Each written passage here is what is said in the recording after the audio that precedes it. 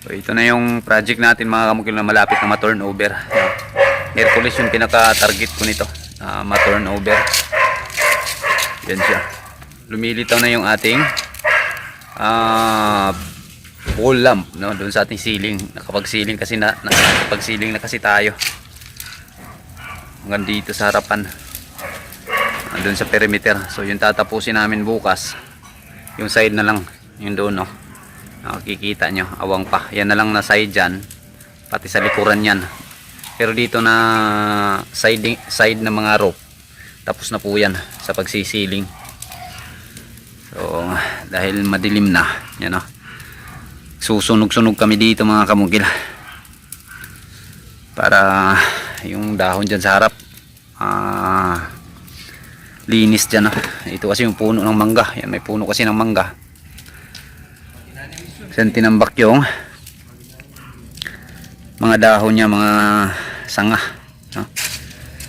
So kailangan maunti-unti namin sa pagsunog para pag turnover natin malinis, bago natin iwan to, bago tayo pupunta sa bago na naman nating project na kung saan naumpisahan na namin yon.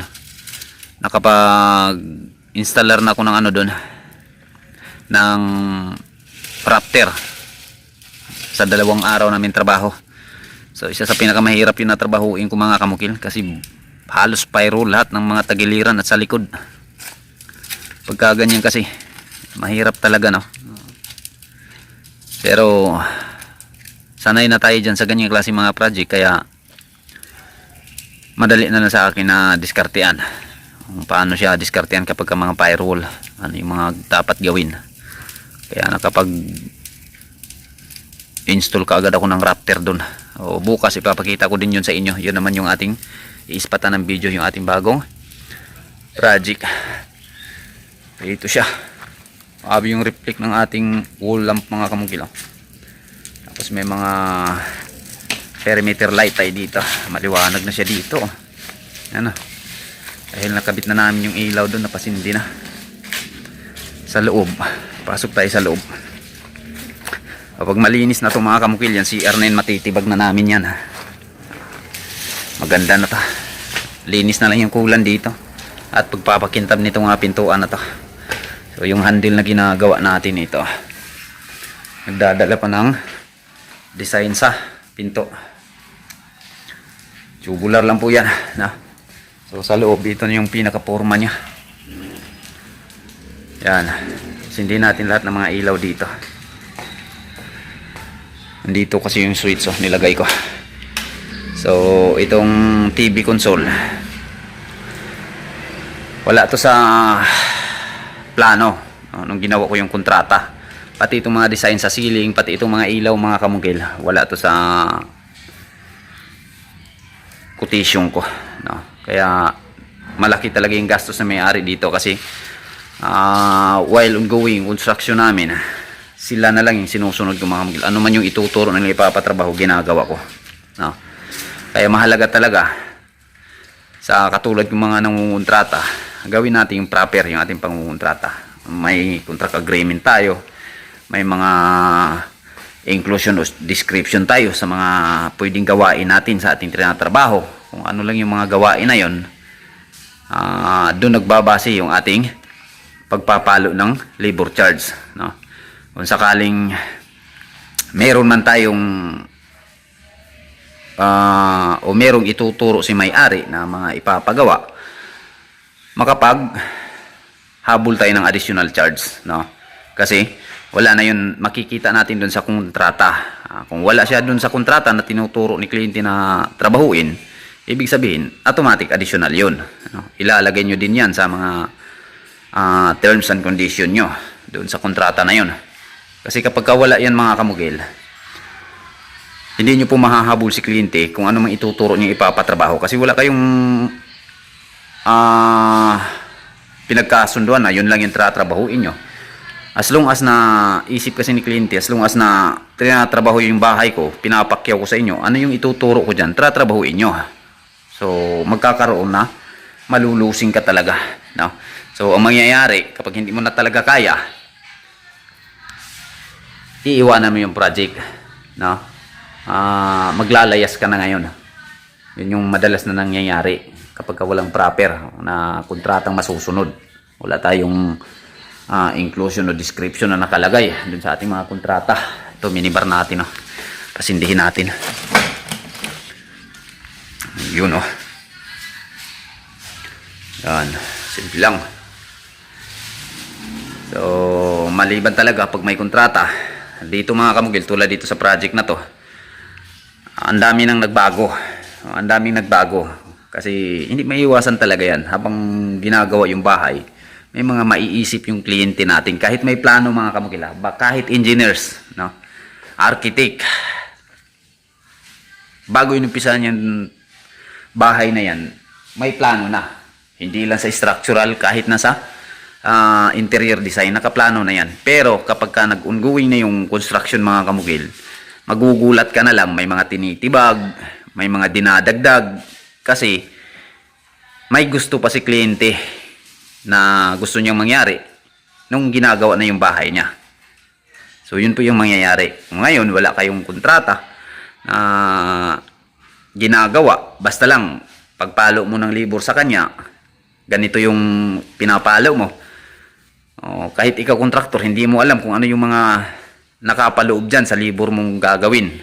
Nakapaloob sa libor na sinisingil mo, ano yung mga nakapaloob na dapat matapos dyan, makikita hanggang saan lang siya.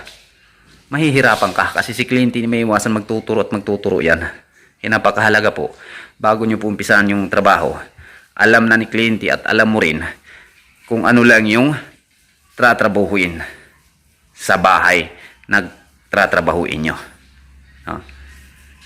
Halimbawa dito, wala itong mga design, wala itong mga TV console. So malalaman na ngayon ni kliyente kung bakit lumalaki yung gastos niya. Sa quotation, maliit yung gastos. Bakit lumalaki yung gastos, So malalaman niya ngayon, ay tama pala, sa kontrata pa itong design na to, wala to. Itong TV console, wala to. Ang dami pala nating tinuturong trabaho. Kaya ganun yung nangyayari. Diba? Malalaman kaagad ni kliyente, maiisip niya yan kaagad. So, ito mga kamugil, itong design na to, itong TV console, ito yung libre ko lang kay kliyente. Biruin nyo yan, itong design na to. Mula dito, pati itong minibar. Hindi ako nakapag-charge ng ano dyan. Kasi bilang ano ko din sa kanya, bilang pasasalamat na pinagkakatiwala niya sa akin yung project dito, itong trabaho na to. So dito na project mga kamukil, hindi ko ito makakalimutan kasi may mga resibo ako dito mga kamukil na naiwaglit, nawala. Isa po yan sa pinakamahirap na inaano ko ngayon, hinaharap. May mga resibo at malalaking presyuhan pa kasi unang purchase ko dito mga kamukil, napakalaki ng halaga na yung pinurchase ko. Yun yung mga nawawalang resibo, yung pinakauna talaga. So ngayon, hinahanapan ko ng paraan, pinupuntahan ko yung mga hardware na binilhan ko ng materialis. So may mga nasin na sa akin kunting resibo. Yung iba hindi na daw nila nahagilap. So patuloy pa rin sila na naghahanap. Wala naman, willing naman daw sila na tulungan ako mahanap yun. Nandun naman daw yung mga record lahat. Sana lang makuha ko yun para fair play yung trabaho, walang pagdududa. Ako kasi mga kamugil, mahal ko yung trabaho ko. Ayaw kong magdududa sa akin yung aking kliyente, mahal ko yung trabaho ko. So kung sa totoo lang mga kamugil, kung ako lang isang tao na gahaman, mahilig manloko, napaka-asinsado ko na mga kamugil, sa dami-dami ng project na hinandil ko na pinaubaya sa akin ng may-ari, halos-halos mga OFW talaga yan. Lahat ng mga gastos pinaubaya sa akin, lahat ng pera kaya kong mainobrahin mga kamukil kung gugustuhin ko lang. Iniisip ko lang, maiisahan man natin yung ating kliyente, pero sa mata ng Diyos talagang hindi ka makakatakas. At especially mga kamukil, mahal ko yung trabaho ko, mahal ko din yung pamilya ko. Ayaw kong papakainin yung pamilya ko na mula sa pinagnakawan, Ayaw kong titira yung pamilya ko sa isang bahay na mula sa ninanakaw. Ayaw kong matutulog yung anak at asawa ko sa malambot na kama na mula sa pagnanakaw. Di baling hihiga ako sa paapag, pati buong pamilya ko. At least pinaghirapan ko mga kamukil. ito na siya. O bukas matatapos namin sa pagsisiling to.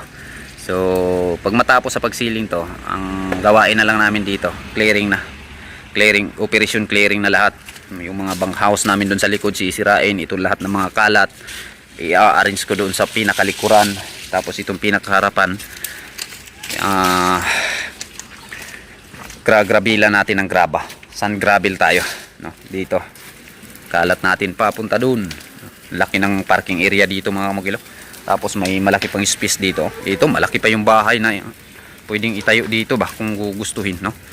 Pwedeng second floor to. Sa likodan din nito may malaki pang space. At yun yung balak ni kliyente na magtatayo pa balang araw ng second floor. So sana lang, no?